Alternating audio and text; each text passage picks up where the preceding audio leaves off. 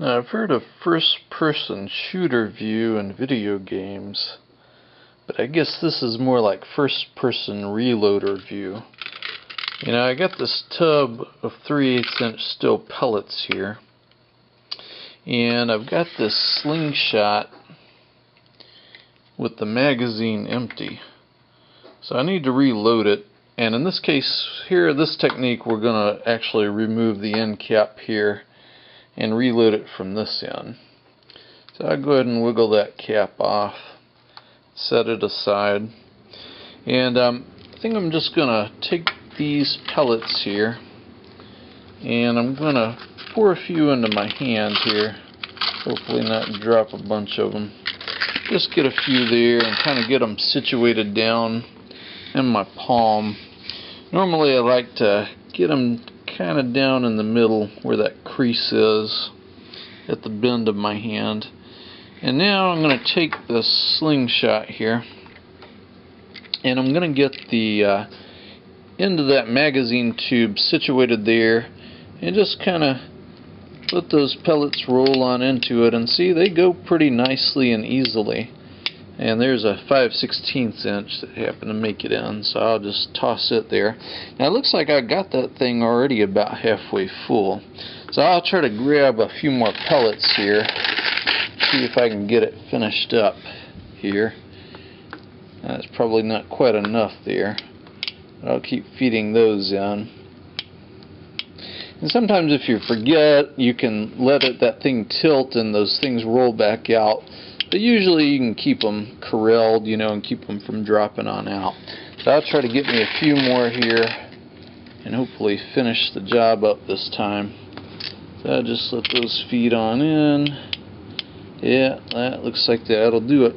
Now I can just put that end cap back on. And now I've got my reloading. And you can see it goes pretty fast. I can't walk and chew gum at the same time. But, you know, even I, if I wasn't talking, could do it a little bit faster.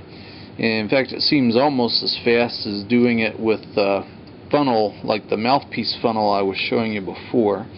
So we'll look at another technique in just a second here. Let me get set up for that. Okay, now we've seen that you can take this end cap off and you can reload from this end of the magazine tube, and there are different ways you can reload from there, and they work pretty good and it's pretty fast. Sometimes though you might want to avoid having to take that end cap off. One thing is, it's pretty small, so sometimes if you're in a strange place, you're out in the middle of the woods or something, you might be afraid that if you take it off you'll accidentally lose it. Another thing is, because it's small, you know, in a way you almost have to use your fingernails to kind of work that thing off. I guess if you got a pretty good grip you could pull it off quick. But sometimes you might feel like it's slowing you down just a little bit to have to remove that end cap. You might be in the middle of a paintball war or something and you really want to, you know, get that tube open and reload it as fast as you can. So whatever the case may be, a little bit different technique is, instead of taking the end cap off, you can just take this entire mechanism off the front of the tube. And once you do that and you got the front end open, then of course you can pour pellets into it, or you can use the tube to scoop pellets up like we saw in the last video. Then once you got them loaded in, you just replace that and you're good to go. And of course it's big, it's hard to lose it, and also because it's bigger you got, you know, lots of places it's kind of like a handle to grab onto and pull that thing off. And in fact, I'm kind of wearing the camera around my neck to give you this first person view, but if I wasn't afraid of shaking the camera more, I would show you like how fast you can pull that off to reload. Now we'll look at one other technique I can think of that's also pretty fast to reload from this end. And so I'll get set up and I'll show you that in just a minute.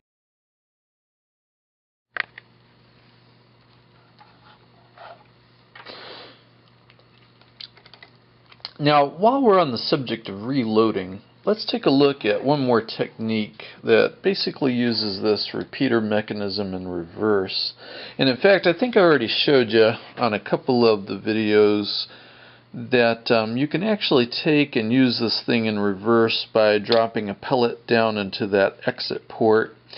And then when you take and cycle this button, that little internal shuttle, when that springs back, it's going to carry the pellet back and drop it down into the magazine tube. So as long as you keep that magazine tube pointed down, you can load that way. And it works pretty smooth and pretty fast once you get used to it. Now the thing is, instead of just doing it one pellet at a time, you can do it with multiple pellets.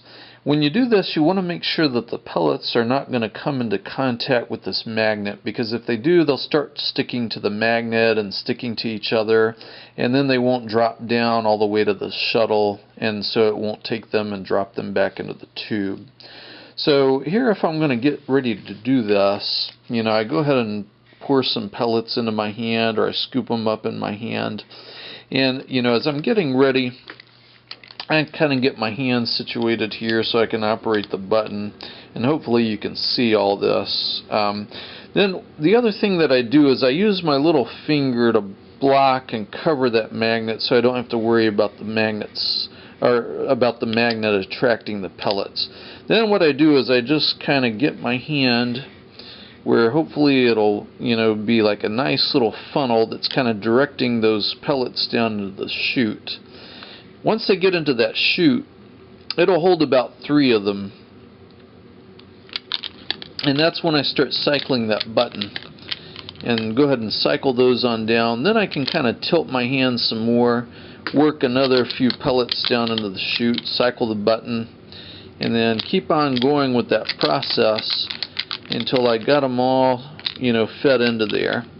And sometimes I'll end up with one stuck there where it's a little hard for me to get out. I can kind of back off and then put my hand back there, feed it on down. Get on down in there, you son of a gun. And once I got that done, then I can grab some more pellets and just keep going with the process till I got it reloaded. And it actually works quite fast once you get used to it. And the advantage is you don't have to take off the end cap. You don't have to remove this unit. You can keep the whole thing assembled but still reload it pretty quickly manually.